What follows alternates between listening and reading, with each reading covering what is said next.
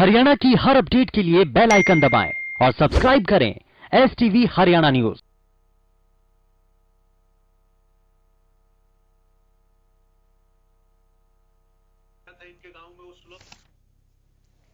सदन की कार्रवाई जारी है। लाइव तस्वीरें आप तक हम पहुंचा रहे हैं, जहां पर कांग्रेस ने वॉकआउट कर दिया है, लेकिन बाकी के विधायक अपनी बात रख रहे हैं। कृषि कानून को लेकर आज की कार्रवाई में बहुत हंगामा देखा गया।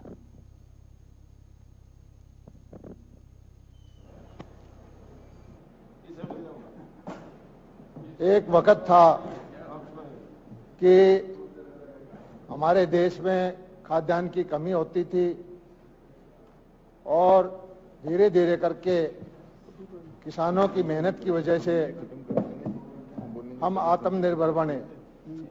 और आत्मनिर्भर ही नहीं, आज जो अनाज का, खाद्यान्न का इतना उत्पादन हम करते हैं कि हम एक्सपोर्ट करने के लायक भी हो गए हैं। भरपूर मात्रा में किसान ने खाद्यान्न का उत्पादन किया है, लेकिन एक विचार का मुद्दा है। उत्पादन हमने बढ़ाया, देश आत्मनिर्भर बन गया, क्या किसान की हालत सुधरी? क्या किसान की आर्थिक हालत ठीक हुई? और मेरा यह मानना है, और आप सबका भी इसमें सहमति होगी, कि किसान की हालत जो और वर्ग हैं उनके मुकाबले कमजोर है। और इसकी हालत सुधारने के लिए अगर किसी ने ध्यान दिया है तो जो वर्तमान केंद्र की सरकार है, हमारे प्रधानमंत्री हैं, जिन्होंने बहुत साल पहले कह दिया कि मुझे 2022 तक किसान की आमदनी को दुगना करना है। और इस दिशा में आगे बढ़ने के लिए धीरे धीरे करके उन्होंने कदम बढ़ाए। किसान की आमदनी बढ़ाने के लिए सबसे पहले तो इनपुट कॉस्ट को कम करना। यूरिया की कालाबाजारी थी, उस पर नीम का लेपन किया। खादों का और का अत्यधिक प्रयोग होता था, उसके लिए सॉइल हेल्थ कार्ड बनवाए। खाद और बीज की उपलब्धता करवाई। दूसरा ये था कि जोखिम फ्री कैसे करें किसान को। कभी ओलावृष्टि से, कभी पाला गिरने से, कभी सूखे से किसान की फसल बर्बाद हो जाती थी। और उसके लिए जो प्रधानमंत्री फसल बीमा योजना लेके आए, आज जो पार्टी बाहर गई है, सबसे ज्यादा विरोध उन्होंने उस योजना का किया था। जो भाषा आज बोल रहे हैं सेठ साहूकार को लिए कि इसके लिए राजनीति कर रहे हैं। फसल बीमा योजना में भी गांव-गांव के अंदर हमें समझाने में वक्त लगा था किसानों को। यही भाषा बोलते थे कि ये योजना अदानी और अंबानी के लिए है, किसान को मारने वाली है। लेकिन जितना लाभ फसल बीमा योजना से हरियाणा के किसान का हुआ है, मैं पहले भी आज एक सवाल के जवाब में बता चुका हूं कि किसान से हमने कोई 900 करोड़ रुपए लिया है और 2980 करोड़ रुपए के आसपास फसल बीमा का पैसा दिया। हरियाणा सरकार की नीतियां किसान हितैषी रही हैं। लगभग 2700-2800 करोड़ रुपए हरियाणा के मध्य से किसानों को गया। 6-6 हजार रुपए प्रधानमंत्री जी ने डाले, वो भी 1200-1300 करोड़ रुपए की राशि गई। ये सब चीज करके किसान को जोखिम फ्री करने का काम किया। हरियाणा मेरे ख्याल में देश में पहला प्रदेश होगा। हमारे यहाँ पानी की कमी है, पानी बचाने के लिए हमने योजना बनाई और वो ड्रिप इरिगेशन के लिए पूरे प्रदेश के अंदर 85% सब्सिडी दी। उससे हमारे खासकर दक्षिण हरियाणा के किसान हैं तो टपका विधि से करके बागवानी की तरफ गए हैं, कपास की खेती करते हैं। बूंद बूंद पानी की जो विधि है उससे किसानों को फायदा हुआ और धीरे धीरे करके हमारा उत्पादन बढ़ा और किसान की लागत घटी। लेकिन उसके बाद असली मुद्दा जो है, किसान मेहनत करता है, पसीना बहाता है, किसान उत्पादन करता है, लेकिन किसान को अपना माल बेचने के लिए आजादी नहीं थी। ऐसा नहीं है कि किसान को माल बेचना नहीं आता, किसान की अपनी सीमाएं हैं। छोटा किसान है, 2 एकड़ का, 3 एकड़ का, वो अपने माल को गाड़ी में भर के, ट्रैक्टर में भर के, रड़ू में भर के कहां जाए। एक व्यवस्था थी मंडी की, एक मंडी में 20 गांव, 30 गांव, 40 गांव। मंडी में जब किसान का माल जाता था, कांग्रेस के वक्त में 3-3 रात तक उसकी बोली नहीं लगती थी, उसके माल को रिजेक्ट कर दिया जाता था, उसकी पेमेंट देने के लिए आड़ती के ऊपर छोड़ दिया जाता था, महीना महीने तक उसको पैसे नहीं देते थे। और जब उसको जरूरत होती थी किसान को, जिसको आज एटीएम बोलते हैं किसान का, बिचौलिए कुछ बिचौलिए 24%, 30% तक ब्याज लेके उसका शोषण करते थे। और उन बिचौलियों की पार्टी जो कांग्रेस है उनका समर्थन करती है। मैं कहता हूं कि किसान की जो 60-70 साल में दुर्दशा हुई है, उसकी अगर कोई जिम्मेदार है तो जो शासन में रहा है वो पार्टी है। किसान के लिए आज किसान हितैषी होने का जो स्वांग कर रहे हैं वो पार्टी है, जिसकी वजह से आज किसान की ये हालत है।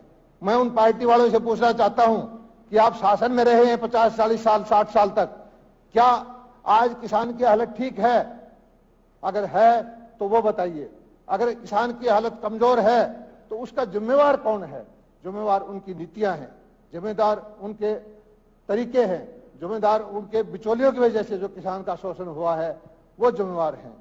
हमारी प्रधानमंत्री जी, हमारे मुख्यमंत्री जी, हमने कोशिश की है कि किसान की बिचौलियों से मुक्ति मिले, और उसी का ये परिणाम है कि ये जो बिल आए हैं। एक हमारे विपक्ष के भाई कह रहे थे कि किसान नेता हैं, किसान यूनियन से पूछा नहीं गया। सालों साल से इस पर बहस चल रही है, सालों साल से। हमारे विपक्ष के नेता हुड्डा साहब की भी मेंबर थे कमेटी के, उन्होंने भी यही मांग रखी थी, यही रिकमेंडेशन उनकी थी। उस वक्त उनमें उनके अंदर इच्छा शक्ति नहीं थी, क्योंकि वो उनके ऊपर बिचौलियों का दबाव था। उन्होंने वो काम नहीं किए जो आज भारतीय जनता पार्टी ने किए हैं। और आज भारतीय जनता पार्टी ने किसान के हाथ खोल दिए हैं। मंडियां खत्म करने का दुष्प्रचार किया गया, मंडियां खत्म नहीं होंगी, बल्कि हरियाणा के अंदर तो मंडियां ज्यादा चलेंगी। एमएसपी खत्म करने का दुष्प्रचार किया गया। हरियाणा अकेला ऐसा प्रदेश है, हमारे पड़ोस में पंजाब में कांग्रेस की सरकार है, हमारे पड़ोस में राजस्थान में कांग्रेस की सरकार है, और उससे ज्यादा वस्तुएं हरियाणा में आज 8-9 जिन्स जो है 100 की 100% एमएसपी पे हम खरीदते हैं। सीधी पेमेंट दी नहीं, हम आप खरीदते हैं। सीधी पेमेंट दी नहीं, हम आपको पैसा नहीं देंगे। जो किसान नहीं, हम आपको पैसा नहीं देंगे। जो किसान चाहेगा कि मुझे सीधा पैसा मिले, इसके परिणाम जो आएंगे आने वाले 5 साल 10 साल में बताएंगे। किसान जो है आपका धन्यवाद अदा करेगा, मोदी जी का धन्यवाद करेगा, हरियाणा के मुख्यमंत्री मनोहर लाल जी का धन्यवाद करेगा। ये रोड जाम किए और ये एक के तहत हो रहा है।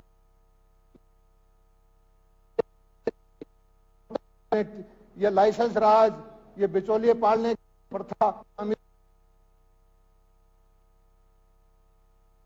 पूंजीपतियों का संरक्षण किया। किसानों को आती है कि किसान की हालत सुधरे तो भी इनको पेट में परेशानी होती है, और ये तरह तरह के प्रपंच करके कभी रास्ता जाम करते हैं, कभी धरने देते हैं, और किसान के नाम को बदनाम करने की कोशिश करते हैं। हरियाणा का बहुमत का किसान हमारे साथ है, मोदी जी की नीतियों से खुश है, और उसी का परिणाम है कि आज इनके सब षड्यंत्र के बावजूद किसान खेतों के अंदर अपने आराम से काम कर रहा है। किसान फसल मंडी के अंदर बेच के आ रहा है, धान की पूरी तरह से बिक रही है फसल, कपास की हमने मंडियां बढ़ाई हैं। सीसीआई से इस बार हमारे मुख्यमंत्री जी का धन्यवाद अदा करता हूं, जो हमारी केंद्रीय कपड़ा मंत्री जी से मिलकर इस बार सीसीआई की परचेज को और बढ़ाया। और ये हमारे कांग्रेसी भाई कभी राहुल गांधी को लेके आते हैं, किसान यात्रा करते हैं, इस किसान यात्रा ट्रैक्टर यात्रा करते हैं। इस ट्रैक्टर यात्रा को राजस्थान क्यों नहीं ले जाते? राजस्थान में दिखाएं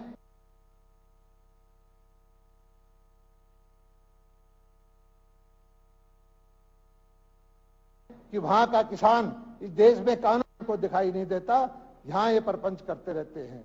पिछले दिनों हमारे पड़ोस के प्रदेश में कानून पास कर दिया कि भाई 2 फसलों का, सिर्फ गेहूं और धान का एमएसपी से नीचे बिक्री होगी तो उसकी 3 साल की सजा हो जाएगी। आप किसान परिवार से हैं, मुझे एक चीज बताइए, गेहूं की मंडी कितने दिन चलती है? एमएसपी की परचेज भारत सरकार के लिए होती है, 1.5 महीना होती है, 2 महीना होती है। उसके बाद अगर 50 रुपए नीचे भाव हो जाता है, किसान के घर में अनाज है, वो किसके यहां बेचने जाएगा? वहां का किसान का अनाज बिकेगा नहीं। पंजाब के किसान का अनाज हरियाणा में लेके आना पड़ेगा। इसी तरह से अगर उनकी नीयत ठीक है, उनकी नीयत ठीक है, तो वो अपने दम पे ये कहें कि हाँ एमएसपी पर हम 12 मास मंडी चलेगी, एमएसपी के रेट से हम गेहूं की खरीद करेंगे। अगर उनकी नीयत ठीक है तो ये कहें कि हाँ भारत सरकार 2 महीने परचेज करती है, उसके बाद की एमएसपी की परचेज, धान की परचेज 12 मास हम करेंगे। और वो ये कहें कि हाँ जिस तरह हरियाणा सरकार बाजरा की परचेज करती है, जिस तरह हरियाणा सरकार मूंग की परचेज करती है, मूंगफली की परचेज करती है, कपास की परचेज करती है, उसी तरह से पंजाब और राजस्थान भी करें। अभी ये शिकायत कर रहे थे हमारे भाई अभय सिंह जी कि उधर से यूपी से नहीं आने देते, राजस्थान से नहीं आने देते, पंजाब से नहीं आने देते। वो विपक्ष के पार्टियों से पढ़ना चाहिए कि ऐसी नौबत क्यों आती है कि राजस्थान का बाजरा लेके हरियाणा में आए, ऐसी नौबत क्यों आती है कि राजस्थान का कपास लेके हरियाणा में आए, ऐसी नौबत क्यों आती है कि यूपी का किसान हमारे यहाँ लेके। हमारी व्यवस्थाएं अच्छी हैं, हमारी परचेज अच्छी है, हम डायरेक्ट किसान को पैसा देते हैं और हम पड़ोसी इसको उनका भी खरीदेंगे, लेकिन हमारे हरियाणा के बजट पर पहला हक जो है हरियाणा के किसान का है। कुछ चीजें हैं जैसे बाजरा है, मूंग है, और चीजें हैं, मूंगफली है, ये हम हरियाणा के बजट से खरीदते हैं। मुख्यमंत्री जी रहे हैं हुड्डा साहब, उनके वक्त में बाजरा की खरीद नहीं हुई, उनके वक्त में सरसों की खरीद नहीं हुई। हमने रिकॉर्ड तोड़ सरसों खरीदी पिछले साल, कोरोना के काल के अंदर भी हमने मंडियां बढ़ाई और पहली बार आप देख रहे होंगे कि हमने 4200 रुपए में सरसों खरीदी थी। सरसों का स्टॉक को हमने रखा और जब किसान की बिक गई वो तो बिक गई, आज 5500 रुपए में सरसों बिक रही है। ये हमारी नीति की सफलता है। आज इसी तरह से एक हमारे मुख्यमंत्री जी कहते थे कि इनको शायद खेती बाड़ी का ज्ञान नहीं, पुराने मुख्यमंत्री जी हुड्डा साहब, वो कहते थे कि इस बिल की वजह से टमाटर 50 रुपए हो गया, होर्डिंग होगी। उनको ज्ञान नहीं कि टमाटर को होर्डिंग का पेरिसेबल आइटम है, 4-5 दिन से ज्यादा टमाटर चलता ही नहीं। टमाटर का अगर पेरिसेबल होर्डिंग होने का सिस्टम हो जाए तो किसान के लिए अच्छा हो। अगर सब्जियों के लिए, पेरिसेबल आइटम के लिए, शिमला मिर्च के लिए या टमाटर के लिए या आलू के लिए या गाजर के लिए, जितनी भी चीजों के लिए, उसके लिए हमें चाहिए फंड चाहिए। फंड कौन लेके आएगा? Private sector. वही तो चीज हम करना चाहते हैं कि हम प्राइवेट सेक्टर आए, प्रोसेसिंग की यूनिट लगे, पैकेजिंग की यूनिट लगे और दुनिया भर का 1 लाख करोड़ रुपए का जो पैसा दिया है हमारे प्रधानमंत्री जी ने, छोटे छोटे किसान के बच्चे फार्म गेट पर प्रोसेसिंग करें। 3% इंटरेस्ट सब्सिडी दी है कि 2 करोड़ रुपए तक का कोई भी प्रोजेक्ट है लेके आइए, मेरे पास लेके आइए, हम आपका पास कराएंगे। आप वेयर हाउसिंग बढ़ाइए। हरियाणा के अंदर जोत छोटी है, 2.5 एकड़ 3-3 एकड़ की जोत है, हमने एफपीओ बनाए हैं। सारे देश के अंदर 10,000 एफपीओ बनाने का काम हमारे प्रधानमंत्री जी ने किया है। हमने 450-500 एफपीओ बना दिए हैं और एक एफपीओ के अंदर packaging house, processing house, cold storage, godown सब बनाने के लिए हम 80 से लेकर 90% तक सब्सिडी दे रहे हैं। किसान के बच्चों के लिए है, लेकिन इन लोगों को उन चीजों में रुचि नहीं है। इन लोगों की रुचि सिर्फ बिचौलियों का संरक्षण करने के लिए है, जो इनकी इलेक्शन के अंदर मदद करते हैं, उनको ही संरक्षण करने के लिए राजनीति करते हैं। किसान का बच्चा, हर किसान हितैषी आदमी इन बिल का समर्थन करता है और मैं पूरा विश्वास दिलाता हूं कि मोदी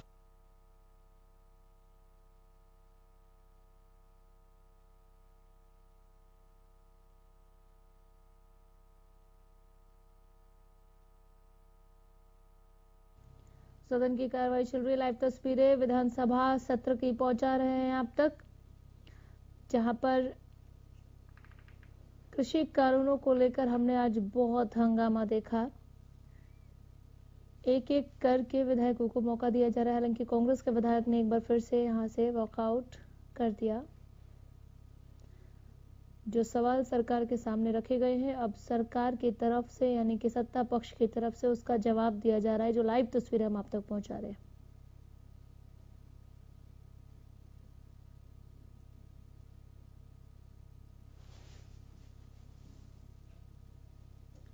कृषि कानूनों को लेकर सवाल उठाए गए थे, एक एक करके जवाब दिया जा रहा है। विधानसभा सत्र का आज दूसरा और अंतिम दिन है।